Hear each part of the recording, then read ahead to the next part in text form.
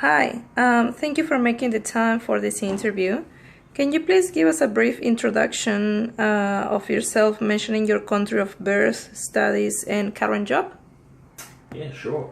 My name is Clément Herry. I'm French. I was born in France in 1984 in a small city called Reims. I've studied a master in business and commerce in Reims at the business school over there. And when I finished my master in 2008, I decided to go to Australia to actually work and get further experience in the marketplace. So I'm currently a group account director at IRI Worldwide. We do market research for the fast-moving consumer goods companies. So we work basically for companies such as Coca-Cola, Pepsi, Red Bull, and so on, helping with the consulting side of things, enabling them to make strategic decisions on how to increase the sales, how to reach more people, and making sure that the products they are putting on shelf are on trends with what's happening in the world. Thank you for that. Could you please tell us what influence does your culture have in the way you choose to do business? With which culture is it harder to connect? Um, I guess being French in a foreign environment kind of set me apart from my coworkers because I grew up with some strong value around respect of the hierarchy, um, but also a certain way of doing business that can be quite to the point and quite assertive compared to the Australian culture. Um, I guess when there is a task that needs to be done, there's not 100 ways to go about it. It's just here's the task and this is the outcome and here's the strategy. So it's quite to the point, but very respectful of everybody. I'm fortunate enough in my role to actually manage a team of over 40 people from many cultures and many nationalities throughout the world, across the world. So from Asian culture, from European culture, South American, African background as well. And personally, where I find it the most challenging to work with is around the Asian culture. Chinese in particular have a slightly different way of doing business, which can be at times challenging. From still talking about Asian culture, I find the Japanese culture to do business with from a client perspective is also very, very interesting because there's a lot of protocols that you have to go through in order to actually connect with them on a business level. And being French, we love to bring personal examples and things that we do outside of work. Well, from a Japanese ways of working is very professional and always about work. Very interesting. Did cultural differences ever affect a negotiation outcome in your experience? How? I think it's about being aware of those differences before you actually enter a negotiation. I'm just trying to think about an example where it might have influenced positively or negatively.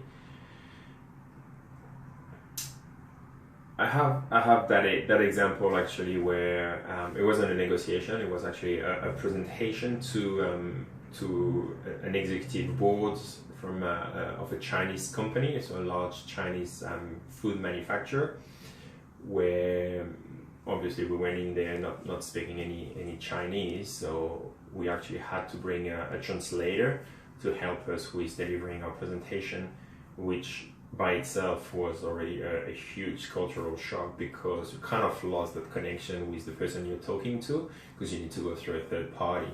But I think in hindsight, it probably brought some degree of being removed from the actual conversation, and we should probably have brought our own employee that could speak Chinese rather than relying on a translator.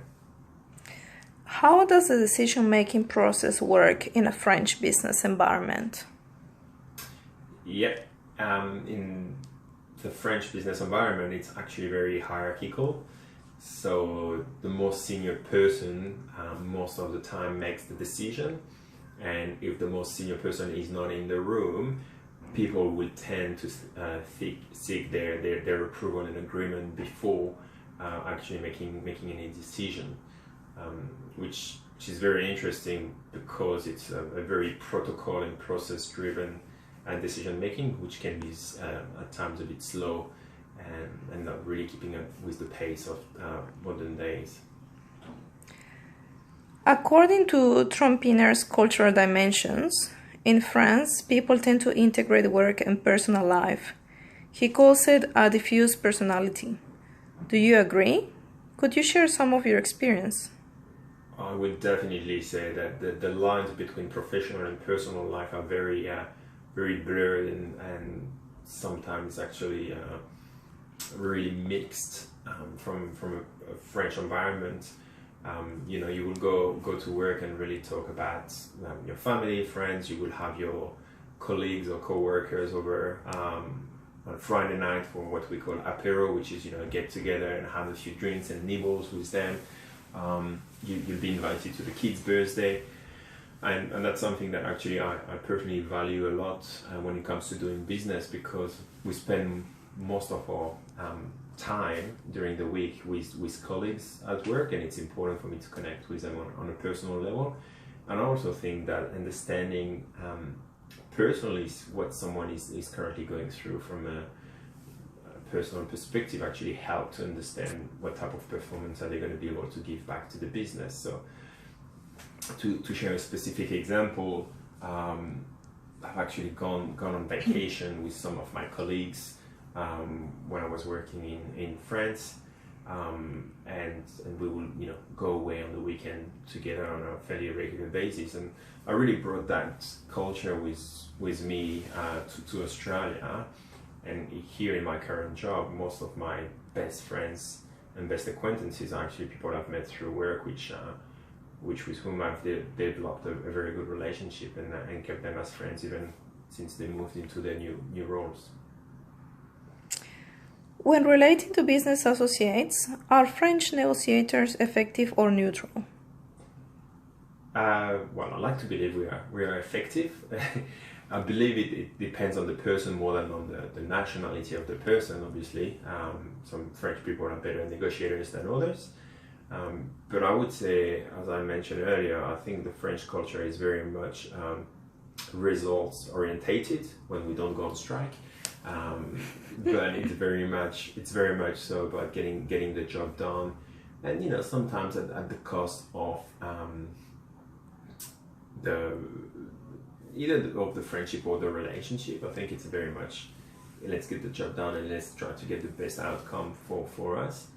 Obviously being done in a win-win, but there is always a sentiment that we kind of need to win more than the other. I think we are a fairly competitive nation, and I think that goes back to the roots of France and the country itself. In the center of Europe, we had to fight for many years, either against the English or the Germans, and I think that kind of really bring that competitiveness in French people. In the business environment, how assertive are individuals in France? Could you compare it with Australia? Yeah, just very assertive. I think most of the time we lack the sound of our own voice, and we believe we are right. We're pretty stubborn people, I believe, and I also think it's one of the key reasons why in a country like Australia, French people can actually be pretty successful, because Australians are a little bit more laid back. They go with the flow. What a French person would tend to want to direct and really drive the outcome, which ends up, I have many French colleagues in leadership position in Australia, and myself, I've managed to make my way up through the business fairly rapidly by showing that desire to drive outcome and being quite assertive in doing so. According to Globe Project's cultural dimensions, individuals can have high or low degree of loyalty and cohesiveness in the organizations. What could you say about French business people in this aspect? I think there's two parts to that question. I think French people in the French environment are fairly loyal, and I think that's a reflection of the actual situation in Europe and France in particular regarding employment and low employment or high unemployment. Sorry, which means basically there's not that many options for them to move on, so they tend to spend probably more time in businesses than Australian people. In Australia, the unemployment rate is around 4.5%, 5%, which means there's a lot of opportunities for people to jump around. So I would say as a result of the situation and the macroeconomic factors, French people tend to be more loyal. When it comes to having a sense of belonging and really connecting with the business, I believe that most French people needs to have a sense of pride for the place they're working with, and they will want the value. French people will want the value of the business to actually reflect their personal values. I know as an example, the value of the business at IRI are around collaboration, creativity, innovation, executional excellence, and client growth, which are 5 values that really resonate quite strongly with me. Is there any anecdote of a negotiation with culturally different associates you could share with us?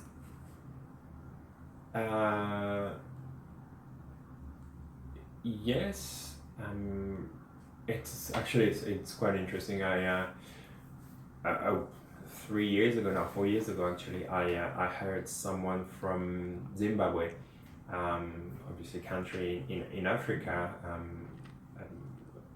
a person that actually who grew up in Zimbabwe, but in a white family, fairly wealthy, big farm estate, and had a lot of wealth, I guess, in this country. A lot of political issues happening in Zimbabwe, had to leave the country, came to Australia as a bit of a safe haven, and had to rebuild his career. So I hired him, worked with him, and it was very interesting. The social and economical references were completely different from he was used to have servants in his house. So we never do, even driving to work, he would have a chauffeur, and then coming to Australia and having to start from scratch, buying his own car and having to drive his car to work and engaging with our clients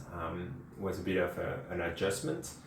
And even the tone he would use to address to other people were quite directive and quite assertive, which at first didn't really work well with the rest of the team, which was mostly from Europe, South Africa, and Australia at the time, and kind of created a bit of a split in the team at first. But it was someone very, very intelligent with high emotional intelligence. So we worked together, got a bit of coaching on how to approach things and understand the different cultures and how people wanted to be addressed to, and he actually ended up being a very good member of my team that everybody loved. But the first connection was quite abrasive, and it was a very interesting experience. Excellent. Thank you so much for your time, Clément. We appreciate it.